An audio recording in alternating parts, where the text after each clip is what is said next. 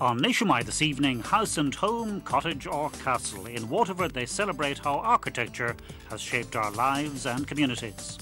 How architects brought a new awareness of good design to young minds. And you're very welcome to another edition of the programme. Today we're coming to you from Waterford City, where tomorrow sees the beginning of a week-long festival, a celebration of local architecture. And during the course of the week, well, the people of the area and indeed visitors to the area are being encouraged to take time out to think about architecture design and its relationship to the community, how it shapes community to some extent. And architects during the festival will be going into schools and colleges, encouraging young people as well, getting them to think about good design. Helen McInerney has been looking into it. So we have lots of different stories of buildings. We have one-storey buildings, two-storey buildings and three-storey buildings. Some children from Tramore Primary School in Tramore in County Waterford on a field trip with their teacher and an architect, Onisa Bain, who is showing them that there is more to architecture than a building in isolation. It's all part of the Waterford Festival of Architecture. We based the project around Tramore to give the kids more of an understanding and an awareness of the built environment and different areas of Tramore. So we based the project here in Tramore around the church area of Tramore to show them the contrast between smaller scale buildings such as shops and then a larger scale building such as an important significant building like the church in Tramore, and how different they are and how they're designed differently and how different building materials are used for different buildings of significance in an area. So what have these children learnt about architecture? It's just where people design buildings and stuff. Have you enjoyed these workshops you've been doing? Yeah. We didn't really know before about how all the buildings are designed and built. And do you have a favourite? Yeah. What is it? Tramore House. I thought you just build it and you don't design it. So I learned that you have to design it, and the architects do this always first. We tried to let them know that it's more than just building. It's about the spaces around buildings. So we kind of drew their attention to even things like street furniture and public open spaces and how boundaries are treated when we were out on their field trip. So they were taking down notes as to how many litter bins there were and how wide the roads were and what kind of impact that has on how a place feels and whether there's planting along the road. So we tried to let them know that there's a little bit more to it than just a building in isolation. A number of lecturers from the School of Architecture at Waterford Institute of Technology are involved with the festival. I'm a member of the board that helps to organise it with a great team.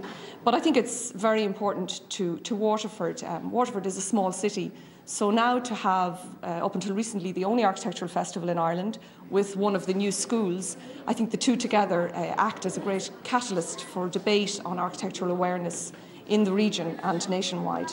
Many of our projects use the county and city as a laboratory. So the general public and the decision makers in the area are always very interested to see what we've come up with for derelict sites or for areas of importance in the city and county. Architects have been hit badly by the downturn. So how do these students feel about graduating next year into an uncertain market? I think with 1 year to go until we qualify, I think there is the kind of anticipation that you might have to go abroad in search of work, but everyone here would welcome the possibility, being architecture students, to go abroad and to learn from what they're doing in Europe or even down under. I know myself, last year I took a year out and I was in New Zealand and Australia, and the experience really kind of brought a new dimension to what you do in architecture here. I think by the time I qualify next year, it'll be looking up, it'll be fine. I'm really not that negative about it. I don't want to think about it, just do what I'm doing and just stick at it. I'm not going to look forward to it. I'm not looking to the future, really. Now it's true, it's very sad. We have our first graduates and there's very little employment. But at the same time, it's a very important time to study architecture because we will still need design intelligence. We train our graduates to protect the environment as well as make a profit, hopefully. And they are also trained to be very successful problem solvers in a creative way. So I think to help us out of this crisis that we are in, not only do we need economic minds, we also need architectural design minds. Architecture students from the Institute will exhibit some projects in the Central Library as part of the festival. The college is having an exhibition for the promotion of architecture and for the college. So we have models where we look at parts of the city where need regeneration. So we look at, for this particular project, we had a mixed use and there was apartment blocks. So it was a tough project because the site was very enclosed, but the site was it was a derelict site really. So it was just to promote regeneration of the area. The festival is 10 years in existence, and it was a Waterford architect from the Georgian period that inspired its inception. John Roberts, who was a Waterford-born architect, inspired the Waterford Festival of Architecture, and he was responsible for designing, during the Georgian period, some of the most important civic buildings in Waterford City. And most importantly, he designed the Catholic and Protestant cathedral in the city, which was really quite unprecedented. And as a result, they reckon that Waterford City is the only European city where this has happened.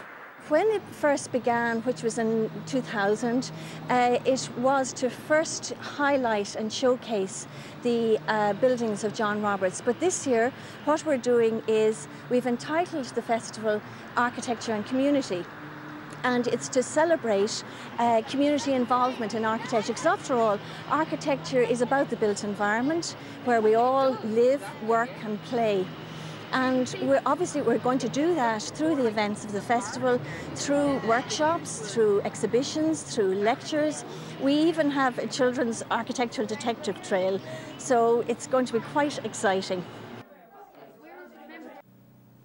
And that Festival of Design and Architecture runs here in Waterford City until Sunday next, so you can take part in it.